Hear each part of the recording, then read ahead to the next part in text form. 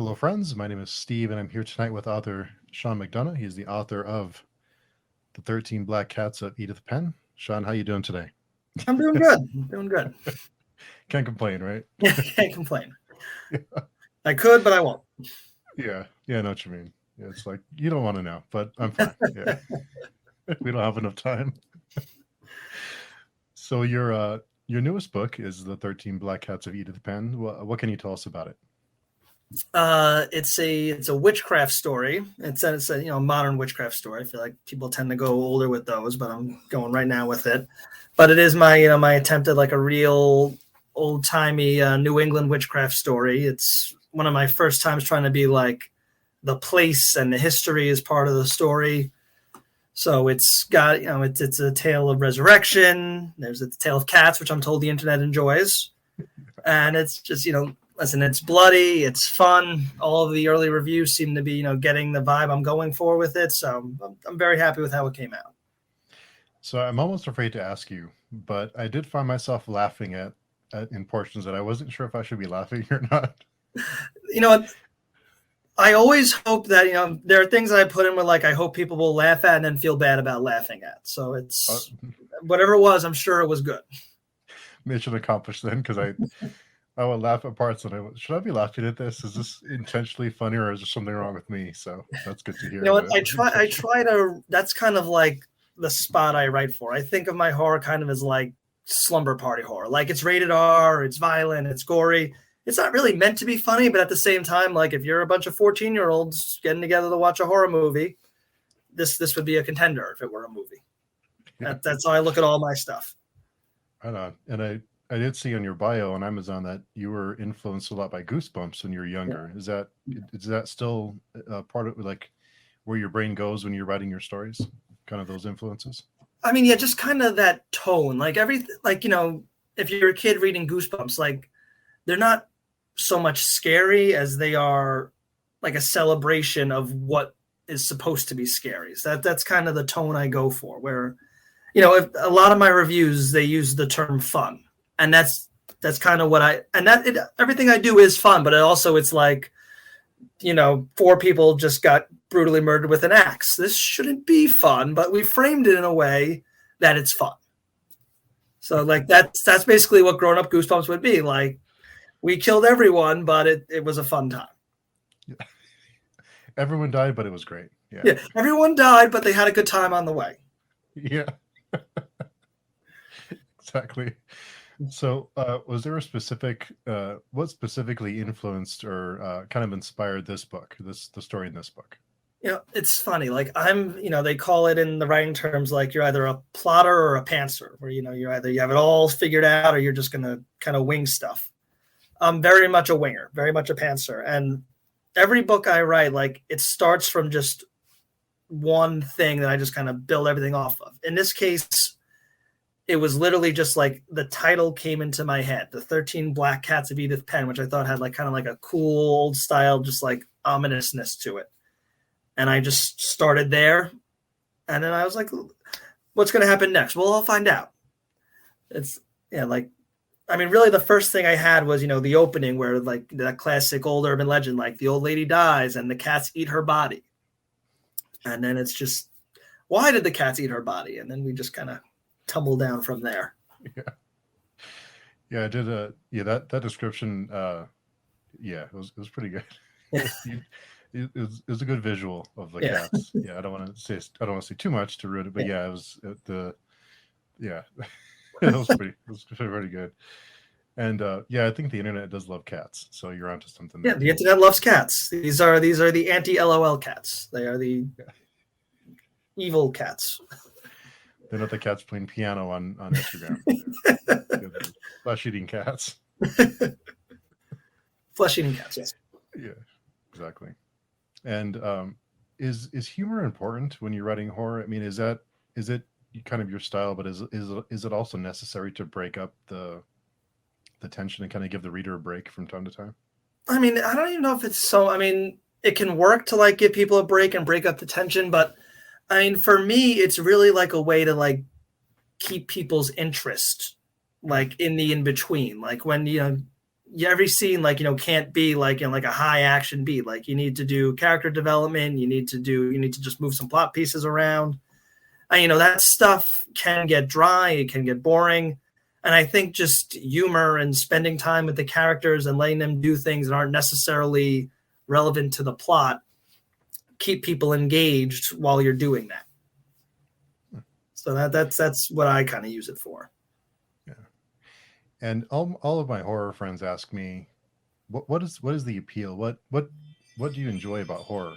So what is it that you enjoy about horror? What's the appeal for you? I mean, for me, I think it's really just like a sense of lawlessness and just like a rejection of just structure. Like, you put things like, horror breaks things. Like, like it breaks lives, it breaks, societal rules, it breaks expectations. It's very freeing to get that sense of just, rejection of order and how things are supposed to be without, getting to, I mean, I think, that can be done in a kind of like a way that's like grim and dour, and that I don't really like, but it's like, it's a celebration of freedom almost, like a way to do things that are the way they're not supposed to be done. So I appeal to that as like kind of a weird guy. Yeah. And what is your creative process when you sit down to what is your process when you start writing something? Yeah, well, what I start with is my first draft I do by hand, like, in a notebook. And for one, that's nice because I don't have to lug a computer around. Like, I used to have to commute a lot. I can just kind of write anywhere. But also, when I do a second draft, that really forces me to look at everything again, because then I have to type it. So that's really for me, it's like I have to look at every single line, every single word, every single sentence, and make sure, is it good enough that I want to type it, or did I see something? Oh, I got to change this. I got to move that. And that, that forces me to do that. Wow. What kind of notebook do you use? Do you kind of carry it with you everywhere you go? And Anything that's on hand. Like I do a lot of spiral notebooks, a lot of 5 stars, but sometimes legal pads, sometimes, like little memo pads, just anything that's paper that I can get my hands on. Wow. And do you decide whether you want to type it out before the story is done, or do you have a certain point that you get to where you say, yeah, I have something here, I'm going to start typing? I mean, I try very hard to finish things. I mean, I think just, that was something I learned early, like in the writing process when I was trying to, get my head around it. And it was like what I saw, like a lot of author advice was just learn to finish things, because it's easy to get discouraged. It's easy to quit on something, and you really don't know what you have until you're done. I mean, once or twice I have bailed on something halfway through just because, like, I could really tell that it was not going to go anywhere. Like, I don't have, like I told you, I'm a pantser, and that's true. I don't really plot things out, but I do have in my head at least like an idea of where it's going to go. Like, there's a sense of there's something here, or there's something there. There's something in Act 3 I'm working towards. But, every now and again, it is like, maybe halfway through it, or not halfway through, but like maybe like halfway through the first act or the setting, and it's just clear, I don't have those stepping stones ahead of me to keep this moving. It's going to die on the vine. And when did you start writing? Listen, I started in high school. I was more interested in the film end of things first. Influenced by The Evil Dead, all of that. So we did like a lot of backyard movies, that kind of thing. But I just naturally kind of gravitated to the writing side of it. So as I got older, and I went to film school, and I met people who were, better directors or better whatever. That kind of just fell into my niche, because that was something I could do, and I could do it well. And then I was doing scripts for a while, trying to break into that. And then I got a little older. I met the woman who would become my wife, and we wanted to move on, kind of stabilize, get things a little more steady. But I still wanted to write. So I took 1 or 2 of my script ideas and I started writing it as a book. And I always had that kind of writing sensibility. My scripts were very kind of literary, with stuff that they told me to cut out, because, ruins the flow of a script. But so it responded well. And you know what? Just I've had fun. I've been having fun with it now for 7, 8, 8 years. Oh, wow. Yeah. I mean, listen, I enjoy doing it. I've been lucky that people seem to respond to what I'm doing. So I like getting, I mean, listen, I like getting things out there. I like having a story. I like seeing people respond to it. So it's been everything I could ask for, short of a large pile of money. Yeah. One of those would be nice, but we're not there yet. Yeah. It could happen. You never know. Listen, and you really never know. But I'm over it. I mean, I don't worry about that. I don't write for that. If I was, I'd still be chasing publishers or agents. It's just I'm doing my thing. I'm blessed with a day job that pays for the bills. I get to do my stuff. I get to talk to fine folks like you. I get to go to like horror conventions and run a table for a weekend. I'm happy as a clam. Nice. And so you mentioned you don't chase publishers. Do you ever query, or do you just self-publish? And I mean, I sent out one for 13 Black Cats of Edith Penn. I did send out one query just for the hell of it. And never heard anything back. But it's just, I mean, it really, I never really liked doing that, like with like scripts, trying to send queries to agents, trying to send short stories to magazines, trying to, I mean, it is I'll be honest, it is kind of like an ego thing. Because, again, we're all speaking a little bit of ego here. I'm good. I recognize that I'm a good writer. People respond to what I do well. I have a style. Mm-hmm. To send to those places, it's like essentially asking them to acknowledge that you're good enough. And I mean, really, that's not what obviously at a certain level, you do have to have some level of, competence to get picked and published and blah, blah, blah. But it's also like they're looking at it from 8 different parameters of what they want, what's going to do this, what's going to do that. I don't like submitting myself to it. It's just, I know what I've got is pretty good. I'm going to put it out there. Some people will enjoy it, and that's it. Yeah, it seems like even if it's a great book, if it doesn't hit certain criteria, then they're just not interested. If it's if a certain story, a part of the story isn't what's hot right now, then they'll pass, even if it's a good story. I mean, there's something I held on to. It's, when I was working in Los Angeles, trying to do scripts, I was working as like a production assistant, which, is just a glorified gopher. It's not much of anything. But I was working on like a low budget movie, like super low. It's on Tubi for free now. It's not good. But there was this actor who was on it. And like he was a very old guy. So, listen, he's essentially like retired, but just doing this, for his old, whatever. And, we're sitting outside his little rental trailer one day, and we're just he's just shooting the shit with everyone because he's old. He doesn't care anymore. He'll talk to the PAs. He told us this story. He was like, I was auditioning for a commercial. It was a Toyota commercial, and I got it, and it was a good commercial. Like it ran, got popular, ran for like 2 years. I made a lot of money, little residuals. And he says like that same week I had 3 other auditions, and I didn't get one of those jobs. And he's like, I wasn't any better or worse of an actor doing those auditions. I just wasn't what they were looking for. And that's something I always kind of held on to. It's like at a certain level with these submissions, it's not about if you're good or bad. It's just, are you what they're looking for? And just, I'm really not interested in being what someone's looking for. Yeah. And that's why I love self-publishing, because it's what the writer or the creator, whatever it is, intended it to be. And it's not changed, or whether it's good or bad, or I enjoy it or not, I still appreciate that it's what they wanted to make. So that's exactly about it. And querying, I never realized how soul crushing that must be for people who query all the time and they wait for sometimes and it takes so much effort. I mean, like, listen, you can't just write one boilerplate thing and just send it out and be done with it. Like you have to tailor it and find spend time looking for places that are open, soliciting queries. And like you said, it's a lot of running into a wall. And it's time you could spend writing, or it's time you could spend trying to get on a podcast, or it's time you could spend, doing social media marketing. I mean, it's just, most people have finite effort, especially if they have a day job. So it's just a matter of how you want to prioritize.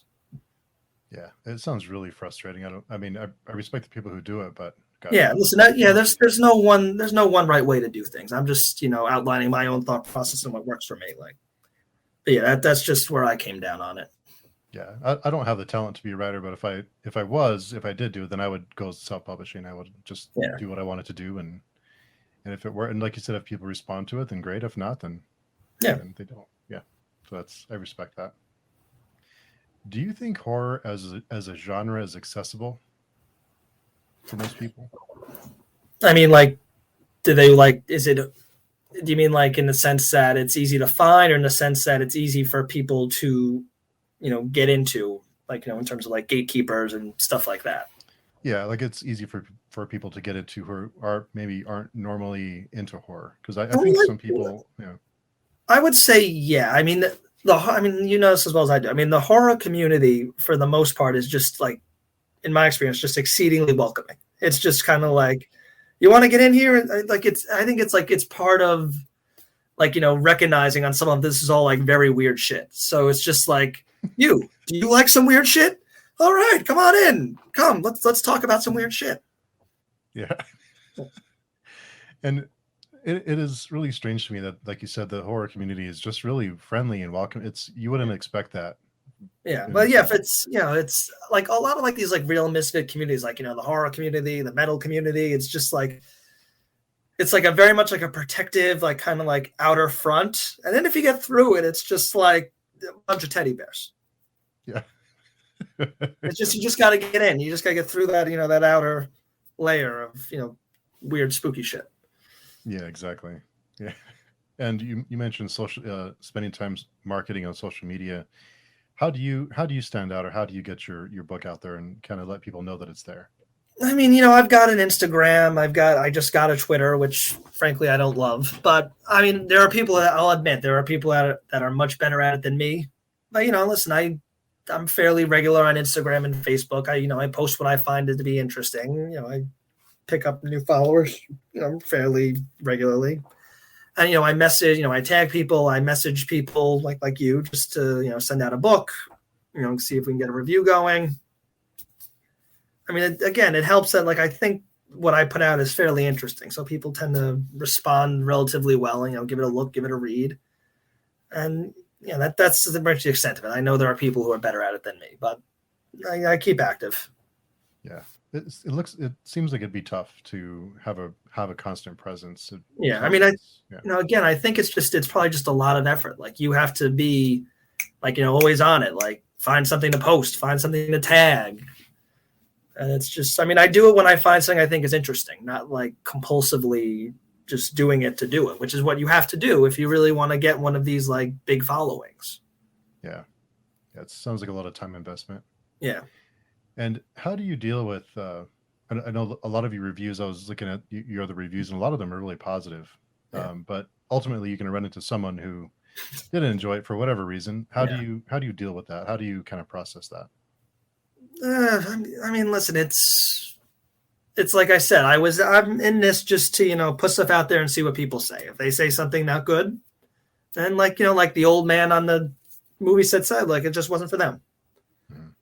Yeah.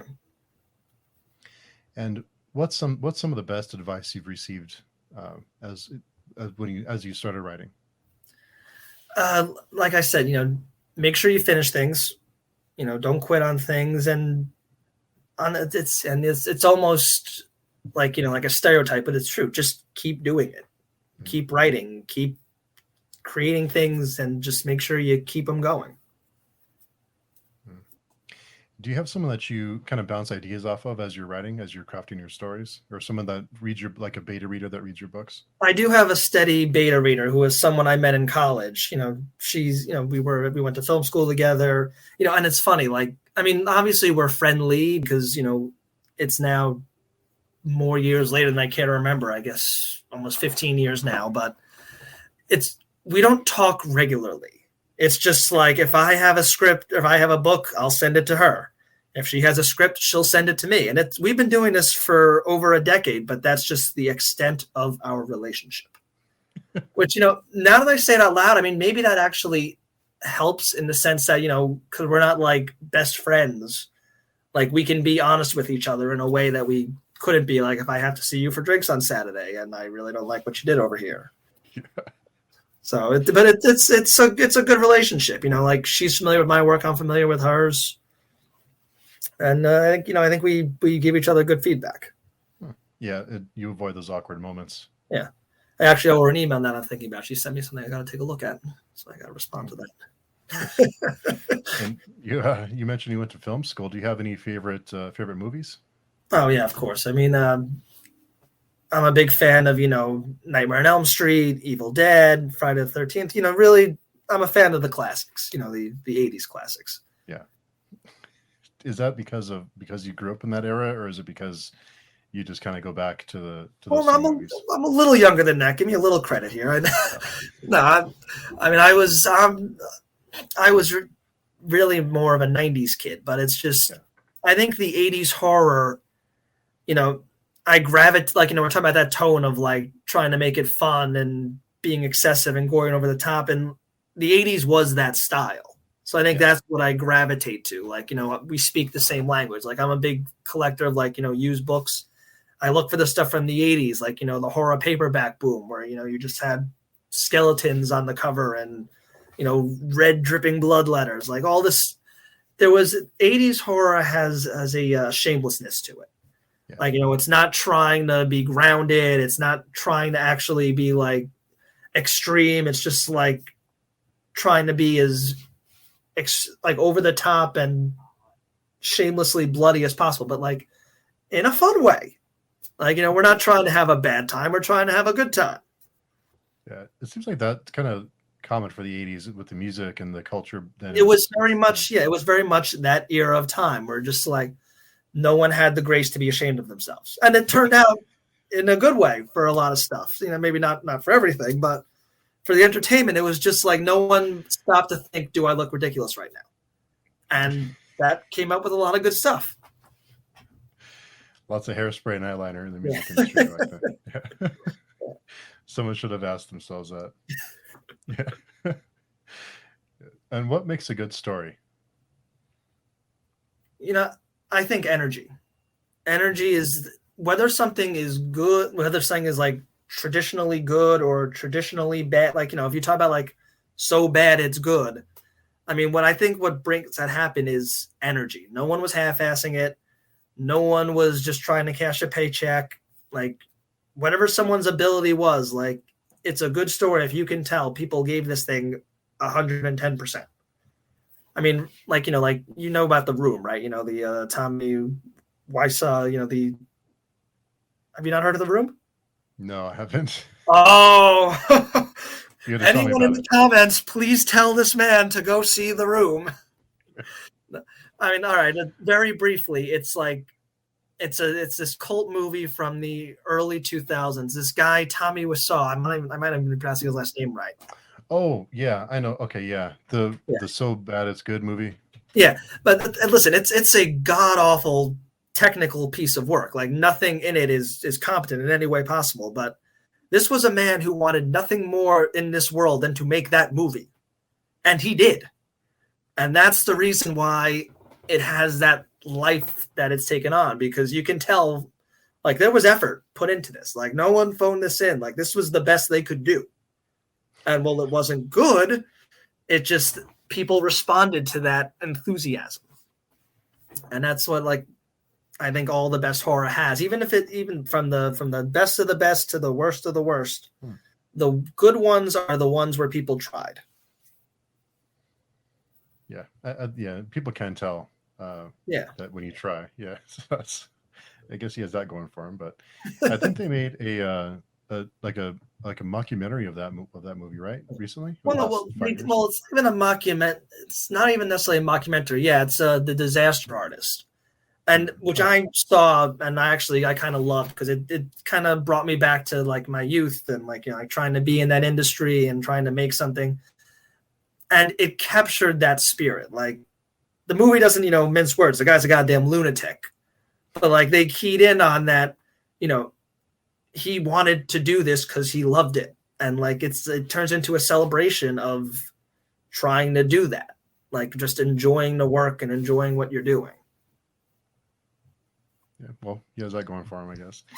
I'll have to watch it, because I've always heard about it, but I've never enjoyed those movies that they're so bad they're good kind of thing. It just doesn't. You might find an exception for this one. Yeah, it's just, I mean, it has to genuinely be seen to be believed. There's nothing I could really say to you or like try to reenact for you that will get across just how just bizarre this entire endeavor is. All right, I'll check it out. Yeah. I'll finally give in after all these years to check it out. Yeah.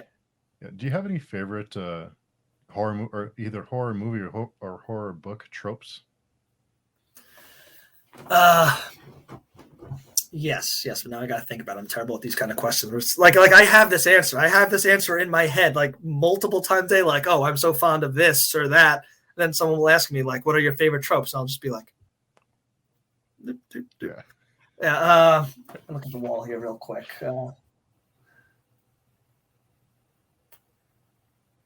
I mean, I'm a fan of, I don't know if it's really a trope. I'm a fan of slashers. I'm a fan of summer. I don't know, business can describe Friday the 13th, but like I like summer camps. I like like young adults. I like parties.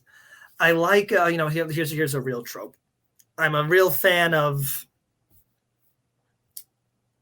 like I don't know if this is really a trope, but like I love it when no one really, like, everyone should know that something terrible is happening and just nobody does. It's like, like you're in the house where the blood is dripping down the walls and it's just like, get out. And you're like, oh no, this is a great house. I love this house. It's, get out. What are you doing?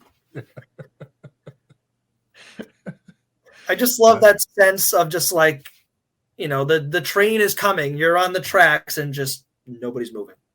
Like it builds anticipation of it's coming. It's coming for you. It is coming for you, definitely. Yeah, that's and it's funny that a lot of the movies now, like a lot of the horror movies are based in the 80s or early 90s because now there's so much technology that you can't really put people in an impossible position because everyone has a cell phone. Yeah, it gets, and that's something I've had to deal with, and I'm just like, oh, it's, but that's actually a kind of a challenge I enjoy, because like you do have to crack it, but like and once or twice I've been lazy. I'm just like, oh, you're in the ghost theme park and cell phones don't work because the ghost said so. But like in one of my books, Rock and Roll Death Trip, I engineered it that like he left his phone in a in a box, and in another one, I set up so like, yeah, they could call out, and they call for help, but they're trapped in the middle of a snowstorm. So yeah, they called for help. Nobody's coming. You can't get to anyone. So that's like a fun nut to crack. It's like it's something you have to solve, but if you work at it, you can find a way without just resorting to, oh, no signal here in this one place where there's no signals. Yeah. Yeah, it seems like that's a go-to. That's an easy way out. That's the lazy one. The lazy one is no signal. If you put a little work into it, more often than not, you can find some way to actually solve that in a way that's interesting. Yeah. And you mentioned The Evil Dead being one of the influential movies for you. Did you watch I don't know if you want to call it a remake, but the one that came out, I don't know, about 10 years ago? Yeah, you know what? Not only did I watch that one, that came out the weekend of my wedding. And the rehearsal was Friday night. And like I told my groomsmen, who were all, weirdos, I'm just like, all right, before the rehearsal dinner, we're all just going to go see The Evil Dead because I want to get that out of the way. And that's what we did. So, yeah, I enjoyed that one. It was a good kind of remake. It did its own thing, but it still spoke to the original. It was creepy. It was fun. I was a fan of that. Yeah, I enjoyed it. I thought it was like you said, it was different enough that it wasn't just a rehash. Yeah. So a surprisingly good remake. Did you see the Child's Play remake? I haven't, but I've heard good things about it. You know what? Again, it like different enough to be its own thing, and not a bad thing. Like it could have just been its own movie. Like it didn't necessarily need to be a Child's Play reboot. It could have done its own thing on its own two legs and been, like a good time. So I would suggest that one. It's worth checking out. Did you watch there was a new series, right? Chucky? Yeah, I got 2 episodes left to go. Me and my wife, we have it on the DVR, and we've been pecking our way through it. It's again, that's the opposite of not different, but really just like speaking to, at this point, 20, 30 years of Chucky and really having fun with the whole history of the lineage. I've enjoyed it. But the thing is, like I said, I've enjoyed it. I've liked it. I don't know how many seasons of 8 hours of Chucky content you can do and have it still be engaging. Like, I don't know if we really need more than 2 seasons of this. It's just like they did the 1 season. I know there's another one coming. I suppose I can see the case for one more. At a certain point, it's just there's only so many 8-hour blocks of Chucky a year that you can do. Yeah. Yeah. And I think part of it, one of the reasons I've avoided some of those movies, just because I'm kind of burnt out on the nostalgia of, you know, everything is a remake, or there's a new Matrix movie. Yeah. I mean, I don't know. It's a little, let's tell them some new stories. And there's so many great stories to tell. Yeah. And it's just too bad that I think, and you probably know this better than I do, but it seems like studios are risk adverse. Yeah, no, it's just now. it's all brand recognition, and you do get some good stories out of it because it's people trying to look back. I mean, there are different things you can do with a property 20 years later, like, you know, just different life experiences, different world. So I'm not necessarily against it all the time, but like you said, it's everywhere, and like, you know, every streaming service is just like, what did we do 30 years ago that someone wants to see more of? You know, Saved by the Bell? Fuck it, sure. We're back to school. Yeah. It's just everyone's like, so, you know, it's the content machine. You got to find shit that people will watch, and you got to find shit that people will pony up $7 a month for. And the easiest way to do that is to be like, oh, you kids like the Matrix, right? Here's some more Matrix. Yeah. And it's funny because like a service like Netflix, they have so much content, it's almost hard to keep up. There's so much. You can't. I mean, I'm a big horror fan. I'm a big horror reader. I mean, part of it is just, you know, I'm older. There's only so much time, but you can't humanly keep up with all this stuff. Yeah. I mean, there's like 6 movies that, like, you know, I'd like to watch, or 6 shows I'd like to check out. And it's just, unless you're going to commit yourself to like a movie a night, or, you know, a binge watch every weekend, you can't do it all. I mean, I've got 2 kids. I'm trying to write a book. I can't see everything, even if I'd like to. And I'd like to see more stuff, but it's just, you can't do it. Yeah. It's hard to keep up. Yeah. What are some of the movies on your list that you'd like to see? You know, I'm halfway through Night Teeth on Netflix, you know, like the vampire thing. And again, like, I've watched half of it. I like it. I want to finish it. And it's just like, nope, can't find that hour. I mean, I want to see that. There's this, and I haven't even read the book yet, but like Adam Neville did this book, The Ritual, that's got a movie version on Netflix. And like, I've seen like one creepy clip for it. I'm just like, that looks awesome as shit. I'll watch all of that. And then I've never even turned it on. I mean, it's just, I would like to own Shudder, the network, but I can't convince my wife to pony up the extra $5 a month for one more streaming service we don't use. Yeah. It's just, there's too much stuff. There's a lot of stuff. Yeah. It's tough to get another streaming service when you can't keep up with the ones you have. Yeah. Yeah, it's tough. What are some of the TV shows that you'd like to see? The newer ones. I'd like to finish Chucky. I'd like to find the 2 hours to finish Chucky. I really like the Creep Show that they do, but again, because I don't have Shudder, I have to wait for the season to finish so it can show up on Amazon about 8 months after it wraps up. But that's a nice. I mean, Creep Show lends itself very well to becoming a TV show because it was already an anthology. Now it's just a matter of that we do 8 of them instead of 3 of them, and it's like, checks out. Carry on. Yeah. And you mentioned music. Do you have any favorite, or do you listen to music while you write? Oh yeah, no. If a book or if a book's going, I know a book's going well when I take the time to make a playlist for it. So yeah, no, we do. Yeah, definitely do a lot of music while I'm writing. Have you ever shared those playlists with your readers? Yeah, no, again, the social media, like, that's always a little thing, a little blurb I do, like, oh, this is the playlist for that one. This is the playlist for this one. So yeah, no, I kick those out there.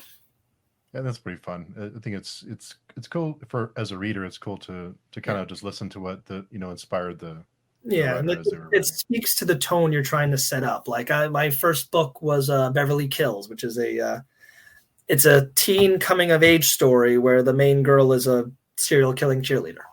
So, but like the playlist, like it's half, like Rob Zombie, Living Dead Girl, Wednesday 13, Put Your Death Mask On. Then the other half is like, teen pop, because I'm trying to keep this. One of the things in the book is, the bounce between the worlds. So like I needed that vibe. I gotta get some Britney Spears in here. So we're feeling that side of things. From Rob Zombie to Britney Spears. That's a good. Yeah. That's a good that was the book. So I needed to match that tone. Nice. 13 Black Cats of Edith Penn was just like a lot of just very scary sounding women, like just like raw, forceful, like Nico Vega, Within Temptation, just scary women. Yeah. What are your thoughts on Rob Zombie as a movie director? You know what? Visually, I think he's very good. Like, he does, like, he's not boring. He does a lot of stuff with color, with angles, with music. Obviously he's a phenomenal, he knows how to, build a scene and match music to it. He shouldn't be writing his own stuff. Like, he should just be like, he should find some scripts that someone else wrote and think like, that's cool. I'm going to take my style and apply it to that. But his writing is just, how many hillbillies can you have? Yeah. I mean, I'm excited for his Munsters movie because, like, again, like, he clearly has like a love for the material, and I think he's gonna make a good time with it. He's making a Munsters movie? I didn't know that. Yeah. He's into it. Like, there's pictures. Like, the cast is cast. The house is built. He's rocking and rolling on that thing. Oh man, I'm out of the loop. I didn't know that he was doing that. Yeah, no.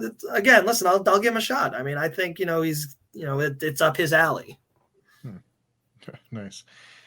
And you being a fan of 80s horror, what did you feel about his Halloween movies? Did you enjoy those?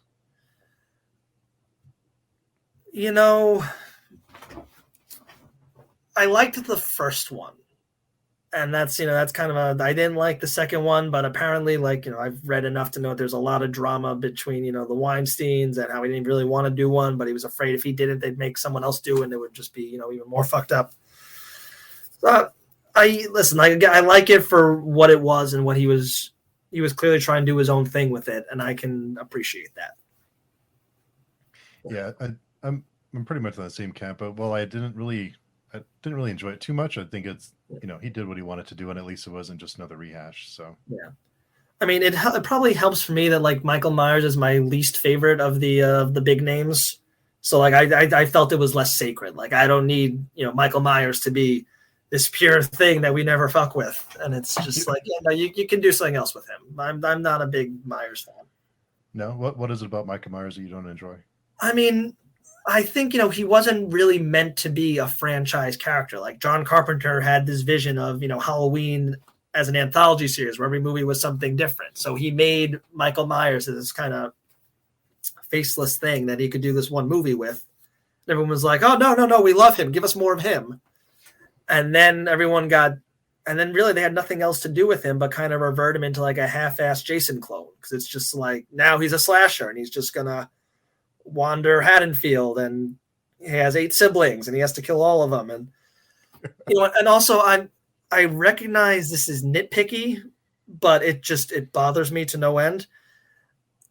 Freddy's supernatural, Jason's supernatural, Michael Myers is a dude. He is just a guy. And like, you got this new reboot trilogy, and the first one was very good. It was very well made, but he is a 65-year-old man that they hit with a fucking car, and they shot him in the neck, and they blew up a house with him inside it.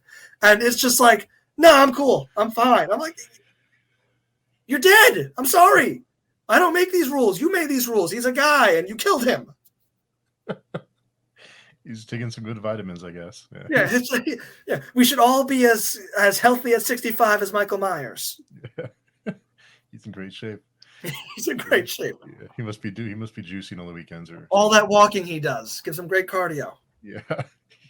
He stays active. Yeah. No, I'm sorry. It's just, no, you're dead. I can't help you.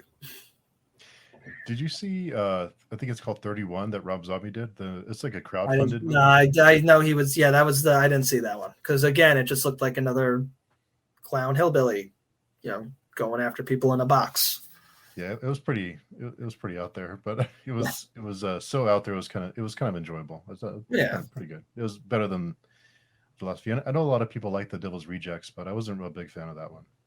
Well, I like I like Devil's Rejects a lot for the visuals. I thought it looked beautiful, and I respond to that kind of California desert look. The use of the music.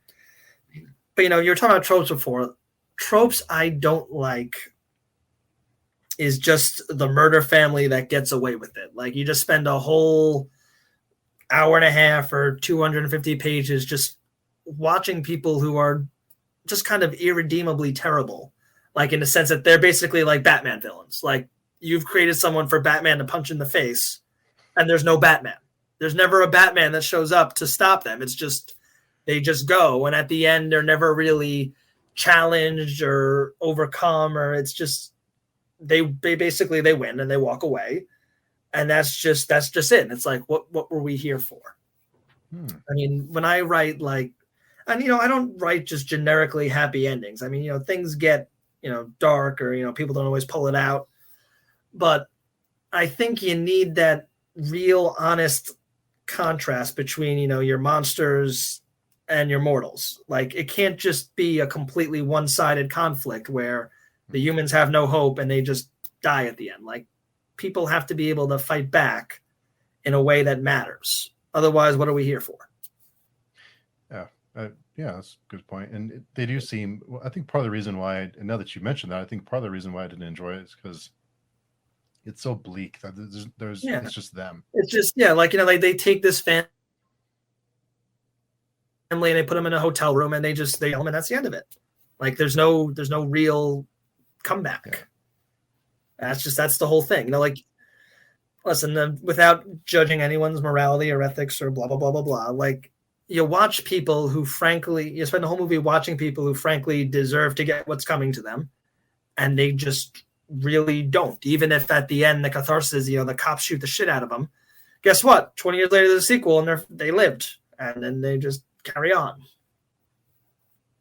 Yeah, it's hard to root for those kind of characters. It's hard to root for those murdering families. Listen, I find no joy in it. Yeah. Do you have any favorite book to movie adaptations? The Mist is a big one.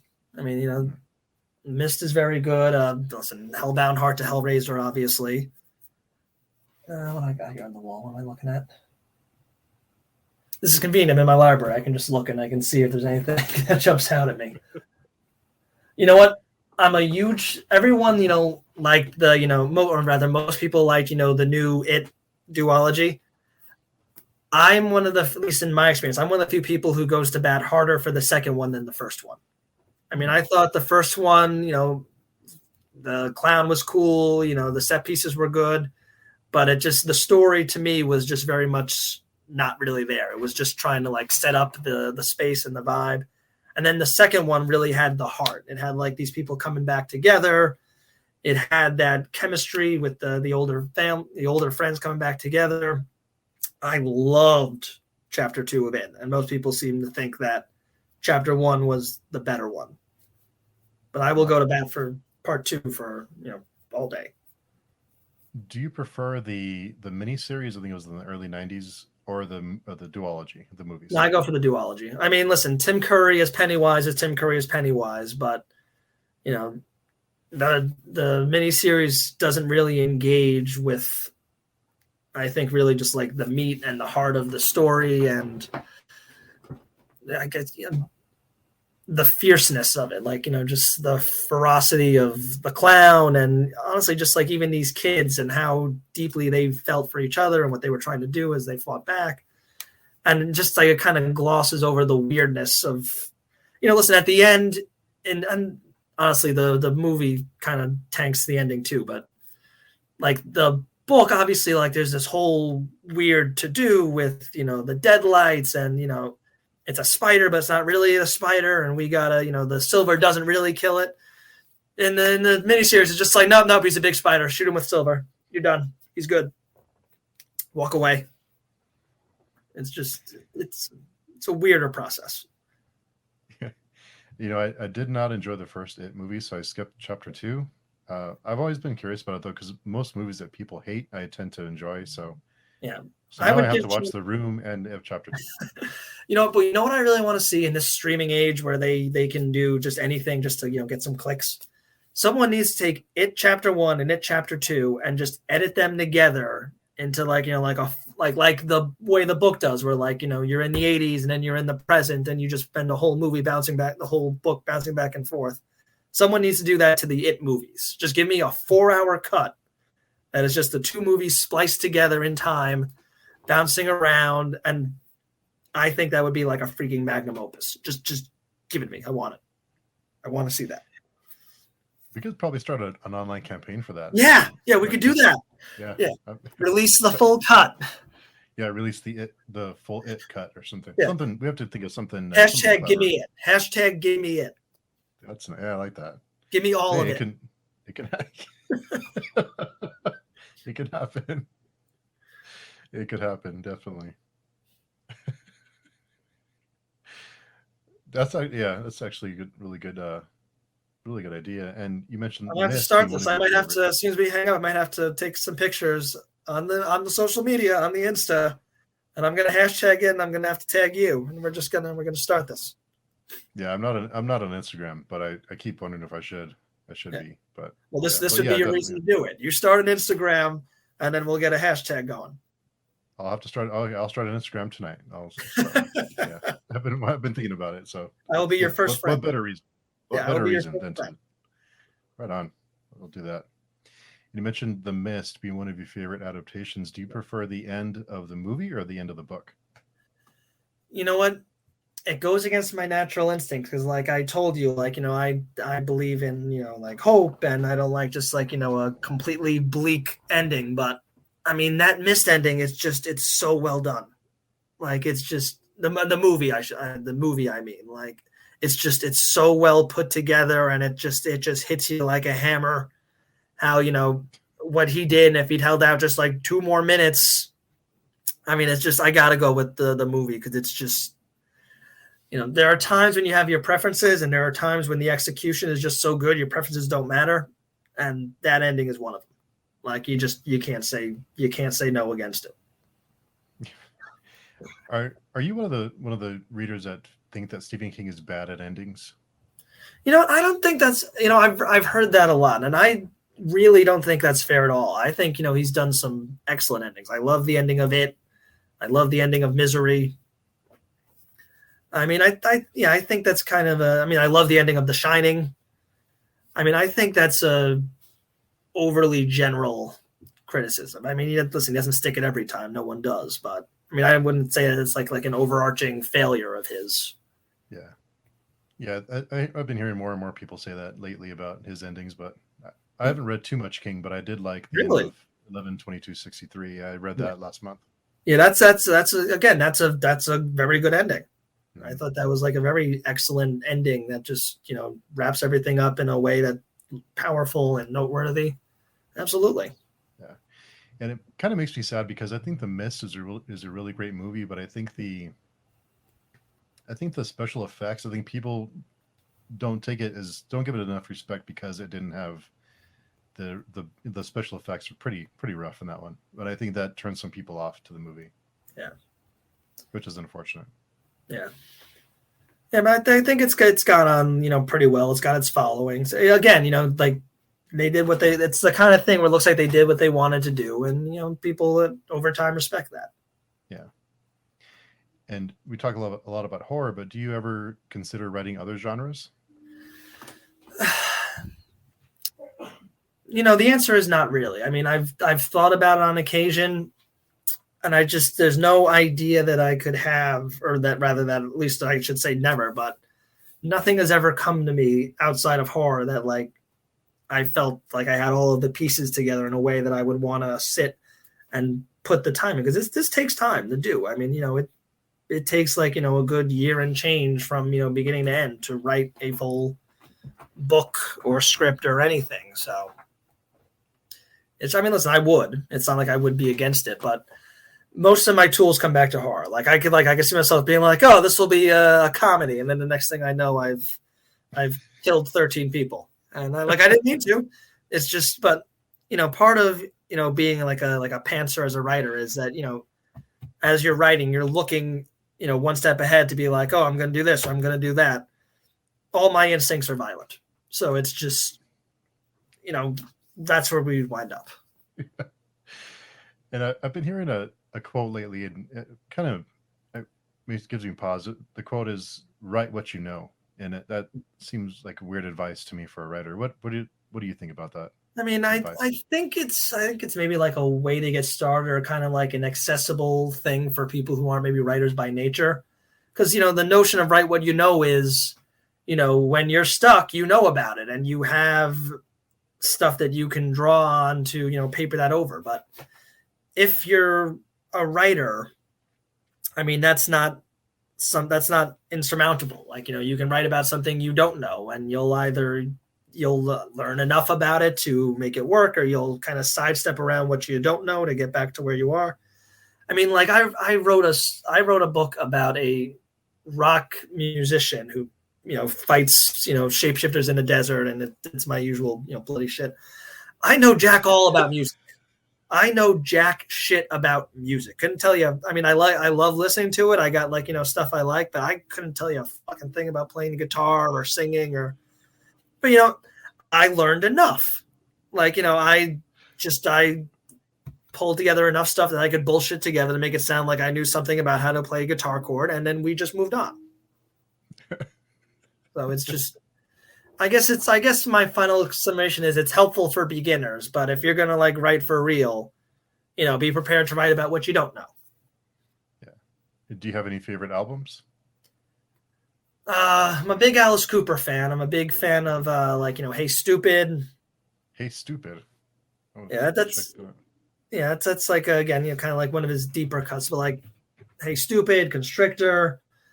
I'm a big Drive-By Truckers, outside of metal, I'm a huge Drive-By Truckers fan, kind of like this. It's not really country. They call it folk rock, or they call it Southern rock. It's like they took, the basic structure of country music, and they're just like, what if this was just a lot bleaker, and no one had a girlfriend in a pickup truck, and we all just were on welfare and died. And it's deep, and it's listen, the Drive-By Truckers whole discography. Give me the Dirty South, Southern rock opera. Yeah, a lot of good stuff there. Checking this out right now. Alternative country Southern rock band. Yeah. Okay, cool. Yeah, that's what they call it. It's like alternative country is this catch-all for country, but not like that. Not like that radio country. Not the stuff that they play in Iowa.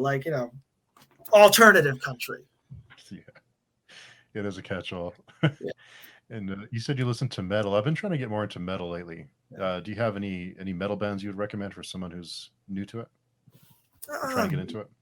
Well, I mean, there's a lot of different directions you can go with that. I mean, and it's funny, you talk about metal. It's what was metal in the 80s is now just kind of like rock. But you know what? I'll give you one. Beast in Black. Beast in Black. Beast in Black. They're like a power metal band from Norway or Sweden, or one of those.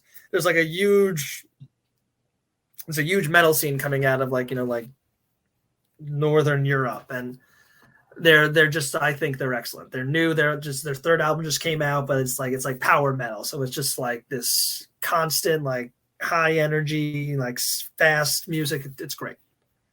It's not as deeply screamy as some death metal or black metal would be. So it's a little more accessible, but it's just impossible not to hear and want to just put your fist through a wall. It's good stuff. Nice. Yeah, I did find I forget the name of the YouTube channel. They review metal albums, and I did find Bellwitch. I guess it's called Gloom Metal or something. But Gloom, I've been trying. That's a new one to me, but that sounds like my shit right there. I'm gonna write that down. Gloom Metal. Yeah. Gloom Metal. I think it's called Gloom Metal, but it's Bellwitch. I think the album is Mirror Reaper. Yeah, I mean, music is just something that I really love. I love listening to music. I like driving and just having stuff on the radio. But I know none. I know none of the specifics, like none of the what makes this genre that genre. Or what, I'm just like, no, this is good. This one here I like, and like I can't tell you a band name, like band members or history or anything. It's just, but I like it. I know what I like, and I like it, and that's enough for me when it comes to music. And I did notice that you're in a horror anthology, books of horror community anthology. Yeah. Do you read a lot of short stories? You know what? I really don't. I frankly don't much like writing short stories at all. Just it's not, for whatever reason, my skill set, it doesn't translate well. I feel like I kind of like to amble as I write, so I'd like take a little time setting up characters, and short stories really, like a lot of them are built around like an underlying theme or a metaphor, like there's like a key thing that they have that they want to get across, and I don't write well encapsulated like that. I just kind of need to stretch out and play with a bunch of different stuff. But Books of Horror is a Facebook group, and for my money, it is the best horror group, really the best horror gathering of people that I've ever seen. Like it's a book group where people can like self-promote, which I do fairly regularly, but like it's not just overwhelmed by people pushing their own stuff. It's a lot of great conversations. It's a lot of real love for the genre. It's not a lot of fighting, which is very hard to find on a social media site, but it is the best place to be for horror I've found. And there's enough writers in the group that they put together an anthology, and I was like, for them, I want to get in on this. But even then, I like them, but they're on like volume 3 now. I've only submitted to the first one just because I don't like writing short stories, and I typically don't have something lying around to submit. Oh wow, yeah. You're the first. I think you were one of the first people to tell me that they enjoy Facebook groups, writing Facebook writers groups. So that's great. Yeah, well, because a lot of them are just like no one's really having a conversation. Everyone's just trying to shovel out whatever they're trying to promote. So like this place is like an actual place. It's like what this is, like the Facebook proof of concept. Like this is what it's supposed to be. Like you all just like talking about horror books, and you just sit here and you talk about them, and no one is racist, and no one is calling each other names, and it's just you just hang out in peace. Like we've cracked a code somehow. In that group, we've cracked some kind of code, and it's just It works.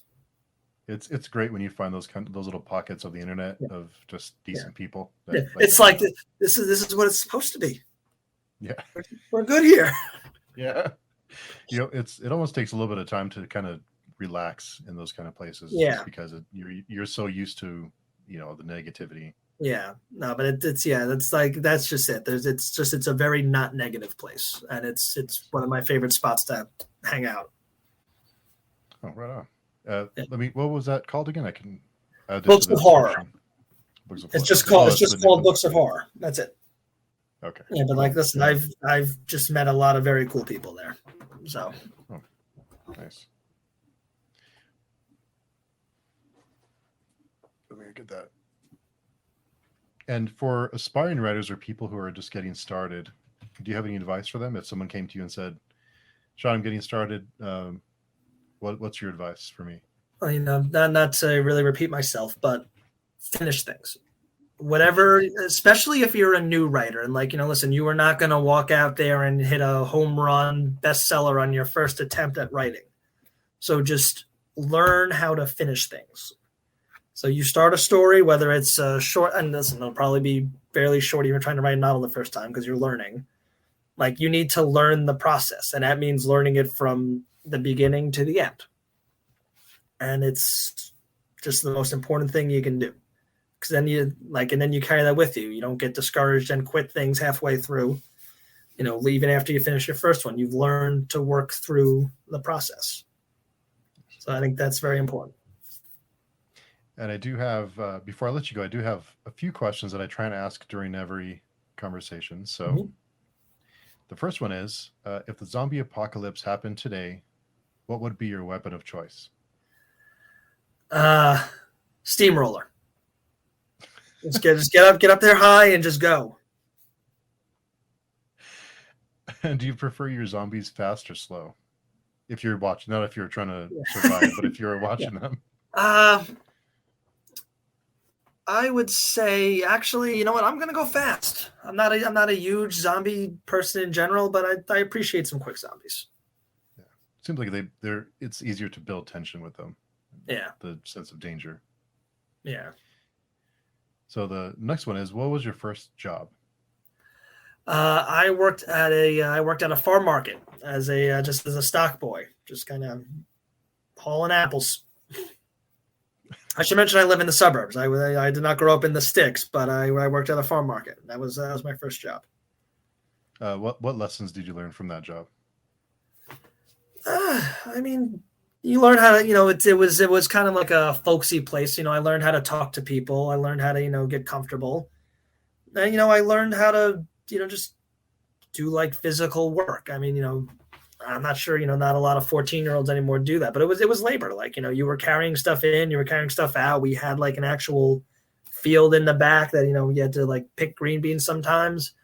And I think it's good to have an appreciation for just like, sometimes you just work with, your hands and your body. And it's just, it's good to have that comfort doing that. Because sometimes you got to just deal with shit. Yeah. That's true. Yeah. Sometimes you have to deal with shit. Some good life advice. Yeah. So the last question I have for you is, if roles were reversed, is there a question you would have asked that I did not ask?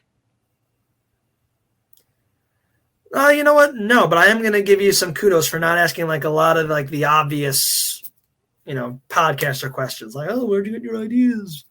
It's just like, no, this has been good. It's been very good.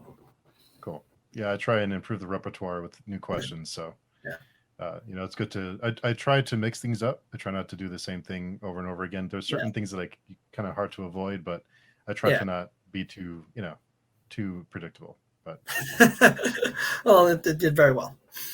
Cool. Thank you. So, I will leave all your information down below. But where can people find you? Where's good places to connect with you and find your work? I mean, you can find me on Facebook at Sean McDonough Horror Author. You can find me on Instagram at House of the Boogeyman. All my stuff's on Amazon. If you message me directly on social media, I sell signed copies myself. So I'll give you whatever you like. And those are the good spots. Nice. So I will add all those links down below so people can find you and reach out to you and read your book. So so thanks for taking time out of your day. Yeah, no, my pleasure. Just make sure you add your Instagram too, so we can get everyone on hashtag Give Me All of It. All right, I will do that tonight. I've been debating Instagram. I've been thinking about it, so I guess now's the time. What better cause than Give Me All of It? Yeah, hashtag Give Me All of It. Hashtag Give Me All of It. Yeah, we will start a campaign and we'll get this. We're going to make this happen. Yeah, if the Snyder fans can do it, so can we. Exactly. Yeah. This is even easier. It's made. Someone just has to spend a couple hours editing it. Ultimately, we're going to get to someone who says, why don't you just do it yourself if you want it done so bad? Yeah, all right, then. We'll do it. Yeah, sure. Yeah, there's no time to watch to finish your movie, but yeah, let's edit to have our movies. But now it's content. Now I'm not just doing it to enjoy myself. I'm doing it to make content. There you go. Yeah. So we'll hashtag the whole process. Yeah. We could crowdfund. That'd be another one. Yeah. That could work. Yeah. So cool. We're making a plan here. Yeah, we're making things happen. We're not just, chatting. We're actually being productive. Well, thanks again. Thanks. I know you're really busy, so thanks for taking time out to just shoot the breeze with me. So thanks for having me. This was a blast. Yeah. So let me know if you want to do it again. Just keep in touch. Yeah, no, for sure.